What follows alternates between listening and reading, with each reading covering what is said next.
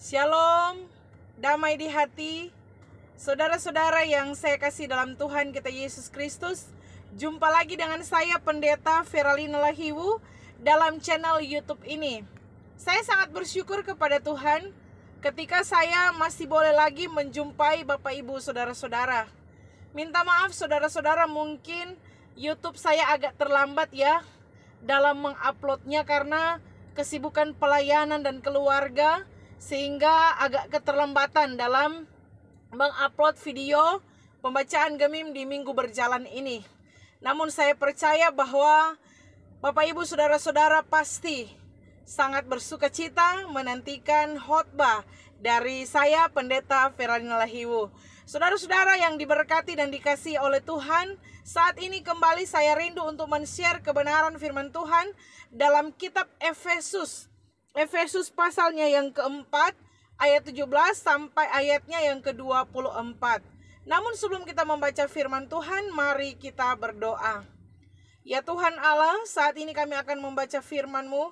Biar kiranya Engkau memberkati kami dengan kebenaran firman Tuhan, dan berfirmanlah bagi kami saat ini, karena kami telah siap dan rindu untuk mendengarnya. Amin.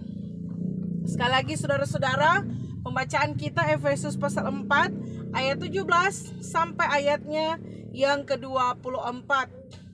Lembaga Alkitab Indonesia memberi judul Manusia Baru.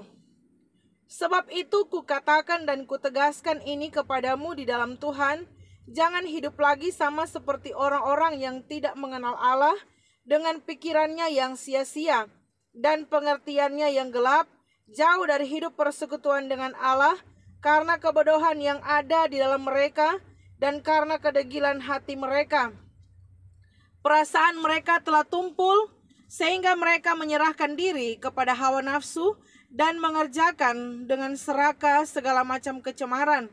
Tetapi kamu bukan demikian, kamu telah belajar mengenal Kristus karena kamu telah mendengar tentang Dia dan menerima pengajaran di dalam Dia menurut kebenaran yang nyata dalam Yesus, yaitu bahwa kamu berhubung dengan kehidupan kamu yang dahulu harus menanggalkan manusia lama yang menemui kebinasaannya oleh nafsunya yang menyesatkan, supaya kamu dibaharui di dalam roh dan pikiranmu, dan mengenakan manusia baru yang telah diciptakan menurut kehendak Allah di dalam kebenaran dan kekudusan yang sesungguhnya.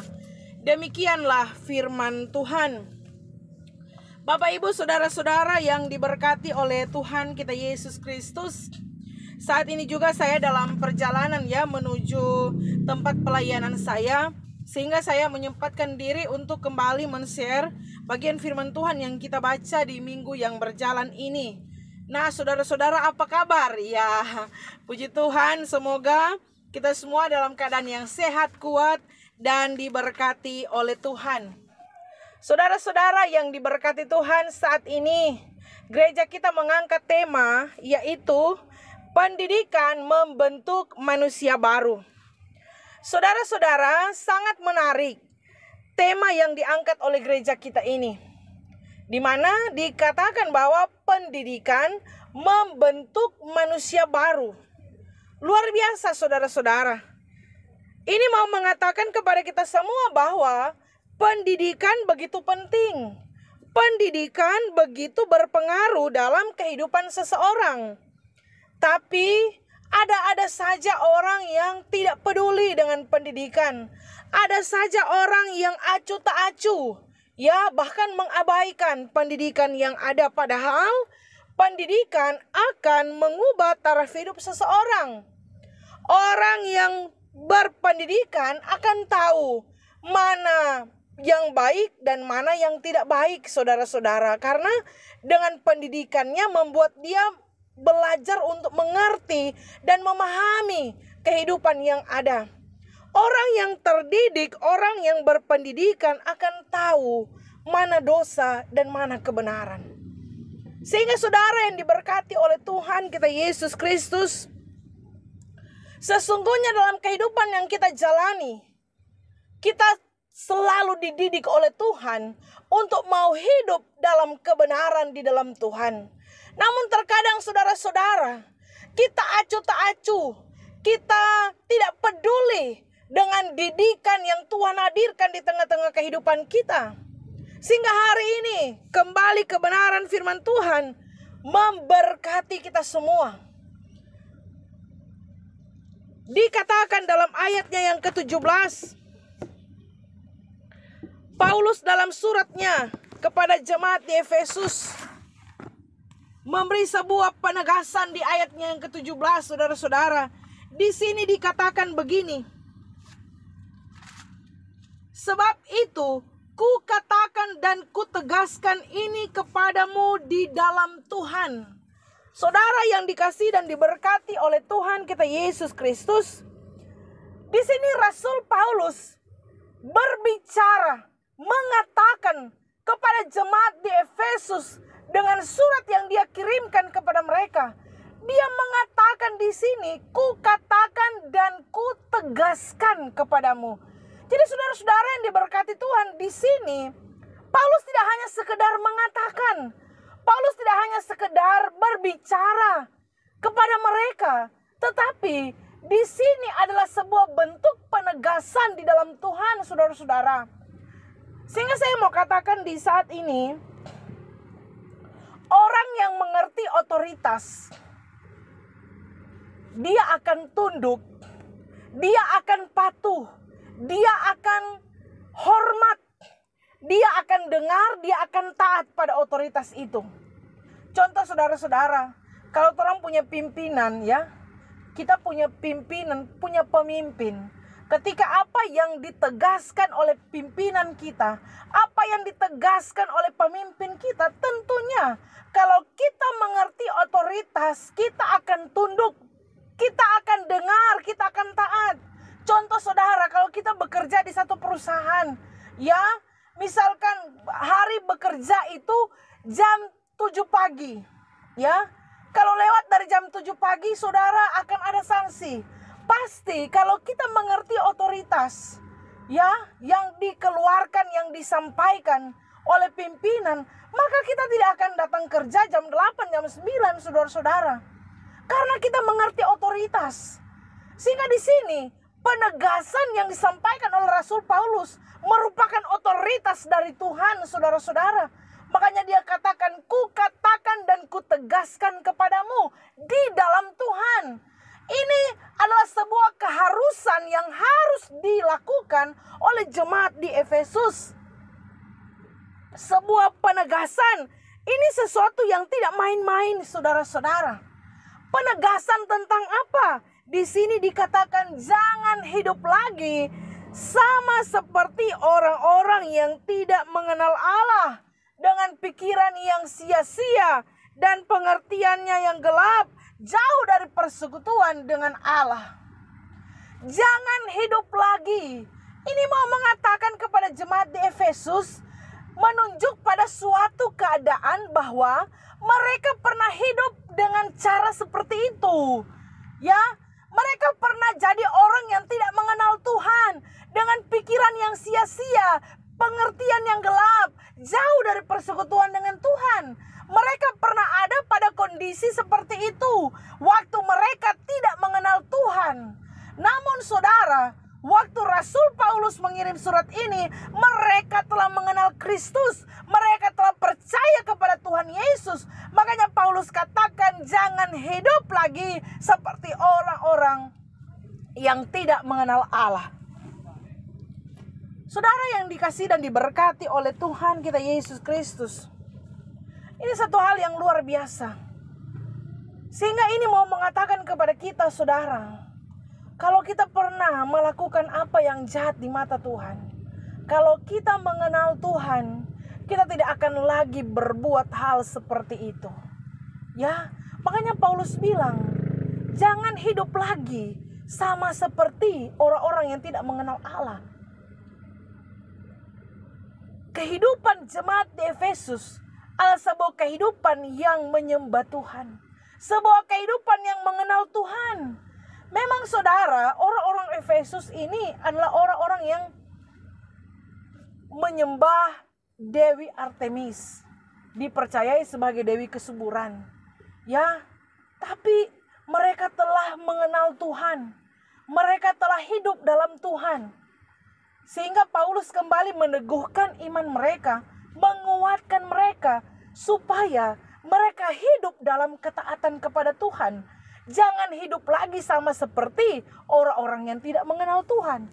Makanya saudara yang diberkati Tuhan, pendidikan yang membentuk manusia baru yang pertama, kita harus belajar mengenal Tuhan. Amin, saudara-saudara. Ada orang nih mau belajar kenal Tuhan, saudara. Ya, kalau bicara pendidikan itu ada pembelajaran.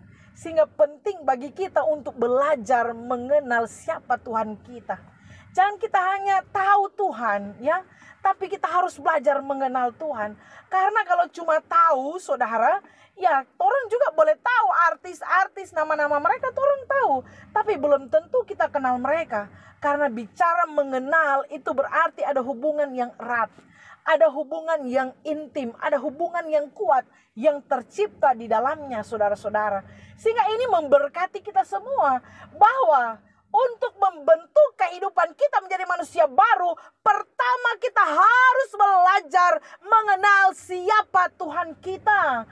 Kalau belajar mengenal siapa Tuhan kita, maka kita harus hidup erat dengan Tuhan. Kita harus hidup dalam Tuhan. Kita harus hidup mengikuti apa yang Tuhan mau di tengah-tengah kehidupan kita.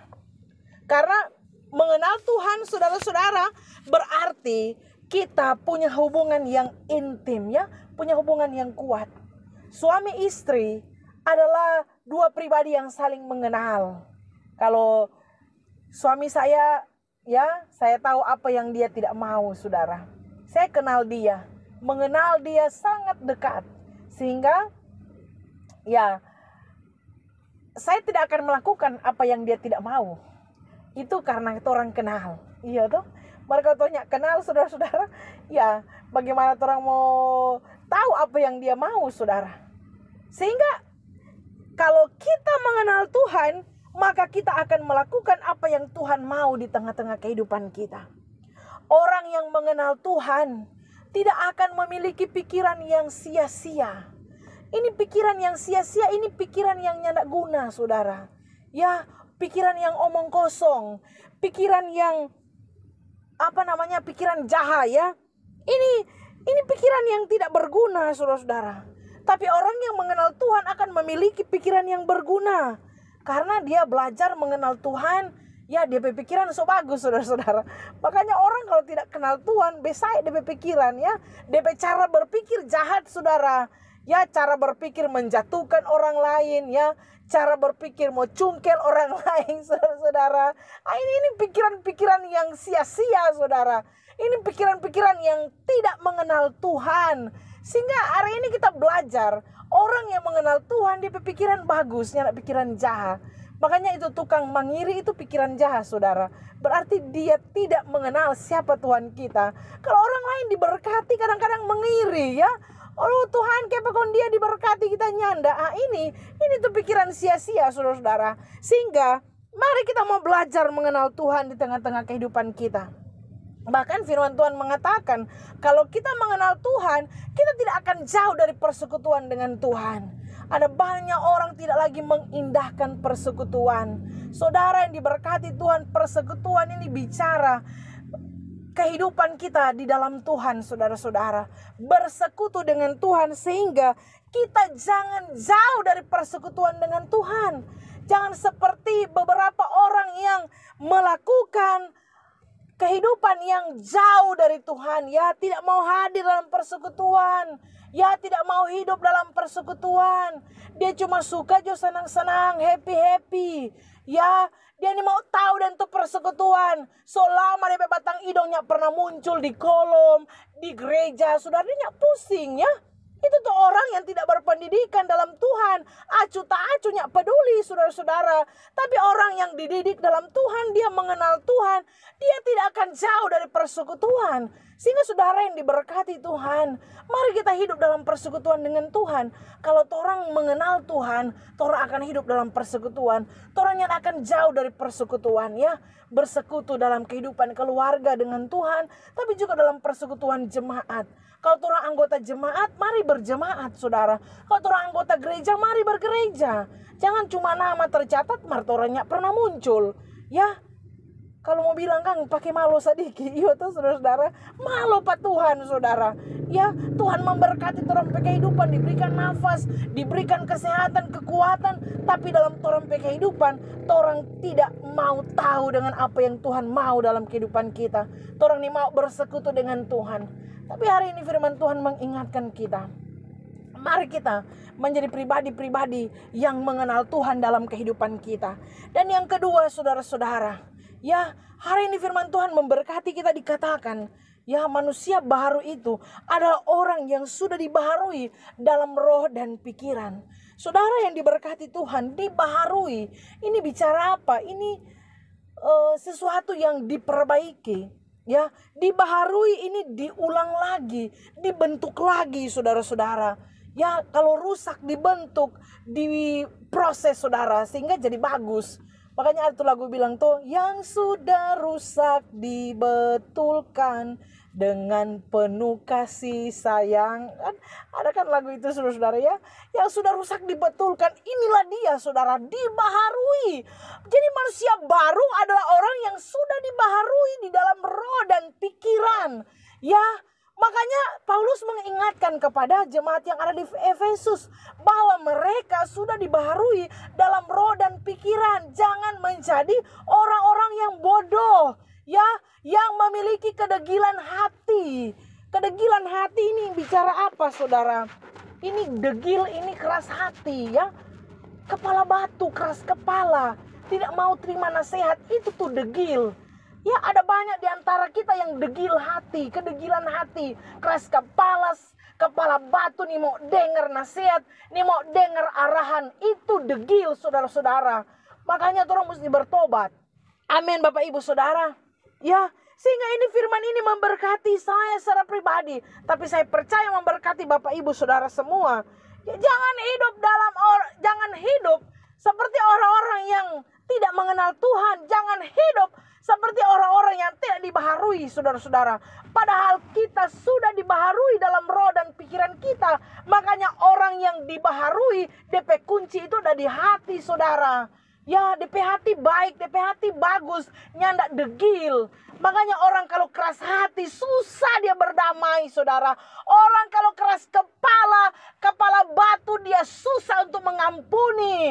Dia ini mau dengar didikan, ini mau dengar nasihat, ini mau dengar arahan, saudara. Makanya jangan kasih keras tuh hati. Ya, jangan punya kedegilan hati, saudara. Orang ini orang-orang percaya, orang-orang Kristen, orang-orang yang mengenal Tuhan, jangan punya hati yang degil, ya, hati yang keras. Saudara, kenapa Tuhan pakai Musa? Karena Musa punya hati yang lembut. Saya mau katakan, orang kalau punya hati yang lembut, dia gampang dibentuk oleh Tuhan. Makanya orang kalau hati kerasnya terbentuk dia dari dulu sampai sekarang. Biar dia 7 periode melayani, saudara. Biar dia 6 periode, 8 periode melayani. Kalau dia keras hati, dia selamanya tidak akan dibentuk oleh Tuhan. Apalagi hati sombong, saudara. Dia tidak akan dibentuk oleh Tuhan. Makanya butuh kelembutan hati supaya kita dibentuk, dibaharui, diproses Tuhan menjadi pribadi-pribadi yang luar biasa di hadapan Tuhan. Amin. Makanya saudara, tanggalkan manusia lama, kenakan manusia baru. Tanggalkan itu manusia lama, saudara. Apa itu manusia lama? Kalau kita baca dalam ayat selanjutnya, buanglah dusta, saling mengampuni, jangan simpang amarah sampai matahari terbenam. Saudara, kalau orang masih punya ciri-ciri itu, Bapak Ibu Saudara, orang masih berdusta, masih simpang amarah, kebencian, dengki, orang tidak mau mengampuni, berarti orang masih manusia lama. Tapi kalau orang so buang itu semua, orang so manusia baru. Amin, saudara. Ya, tidak mungkin orang pakai baju baru kalau masih ada baju lama, saudara. Tanggalkan itu baju lama, kau pakai itu baju baru. Amin. Orang kan kalau pakai baju baru bercahaya, saudara. Iya toh. Orang kalau pakai baju baru udah boleh gagah, saudara. Mercotong pakai baju so naik kremos, no, so jahat sekali, so luntur, jahat sekali mau dapat lihat. Biar le muka pasung. Mereka kalau pakai baju so besai luntur udah boleh jahat, saudara. Makanya buang itu baju lama, kenakan baju baru. Artinya apa? Buang itu sifat-sifat yang tidak baik, cara hidup yang jahat buang saudara-saudara. Kita harus hidup baru, hidup dalam Tuhan, hidup dalam perkenanan Tuhan. Makanya manusia baru adalah manusia yang sudah bertobat di hadapan Tuhan. Kalau bertobat sungguh-sungguh, berbalik kepada Tuhan saudara-saudara. Ya, tinggalkan itu torampe cara-cara lama. Yang besai itu kelakuan jahat, mulu jahat, hati jahat, pikiran jahat. Tinggalkan saudara-saudara. Hidup dalam pertobatan. Amin. Biar Tuhan dimuliakan lewat firman ini. Amin saudara-saudara. Sekian saudara-saudara. Semoga firman ini memberkati dan mengubahkan kita semua. Shalom, damai di hati. Mari berdoa. Tuhan Allah, terima kasih untuk firman-Mu. Biar firman ini memberkati kami.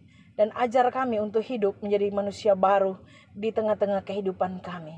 Terpujilah nama Tuhan. Inilah doa kami. Berkati semua para viewer Pendeta Feralin Lahiwu. Biar mereka semua diberkati oleh Tuhan. Terpujilah nama-Mu. Haleluya. Amin. Demikianlah saudara-saudara. Pembacaan Efesus pasal 4 ini juga ada di YouTube saya ya. Pada bulan Oktober saudara-saudara bisa share di situ dengan tema yang lain ya. Efesus 4 ayat 17 sampai 32. Tapi di sini Efesus 4 ayat 17 sampai 24. Semoga ini menyertai kita semua. Jangan lupa untuk terus dukung channel Pendeta Feralin Lahiwu. Jangan lupa subscribe, like, tulis komentar positif, dan paling penting membagikan video khotbah ini sehingga pun ketika saudara diberkati, ada banyak orang diberkati. Terima kasih saudara-saudara. Shalom, damai di hati saya. Pendeta Feralin Lahiwu, pendeta jemaat di Gemim Getsemani Madidir. Saya pamit dulu. Tuhan Yesus memberkati kita semua.